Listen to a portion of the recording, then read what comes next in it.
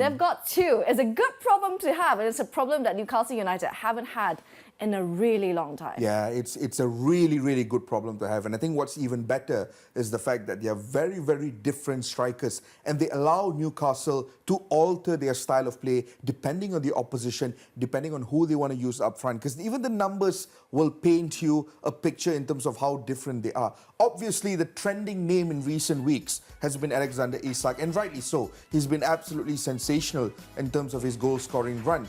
But make no mistakes, you cannot completely dismiss the amount of impact that Callum Wilson has and exactly what he offers up front. Obviously, in terms of goal-scoring numbers, Alexander Isak has got 9 so far.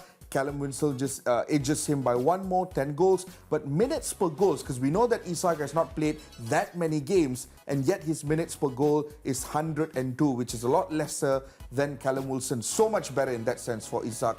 But average goals as well, he edges Callum Wilson. Expected goals per 90, also again Alexander Isak edges it. Is he first in the pecking order, you think? It's difficult for me to say that because it looks at the style of play, and this is where you see the difference. Callum Wilson is the kind of individual that generally takes lesser touches per 90. 25.7, Isak takes a lot more, 36. But have a look at the one below that, because Callum Wilson, despite touching the ball a lot lesser on average per 90 minutes, a vast majority of his touches, or rather 24% of his touches, occur in the penalty box. Whereas for Alexander Isak, it's only about 18%, because he's one of those players that likes to drop. He likes to drop. It's the same way he played at Real Sociedad, and prior to that at Borussia Dortmund as well. He likes to drop, he likes to get involved. He's a very versatile player. He can play across the front three. Exactly, likes to move out wide.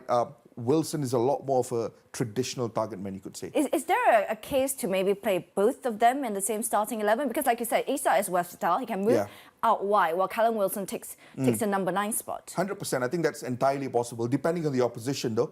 If you're up against an opposition where Newcastle will genuinely be the most superior teams, those two can definitely play together.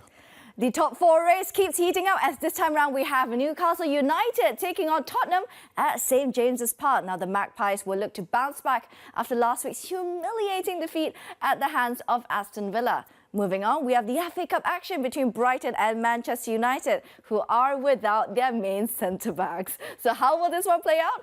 That's a big question. And last but not least, we'll close the show over at Serie A when Juventus host Napoli over at Turin. All stats, predictions and more only on the Big Kickoff.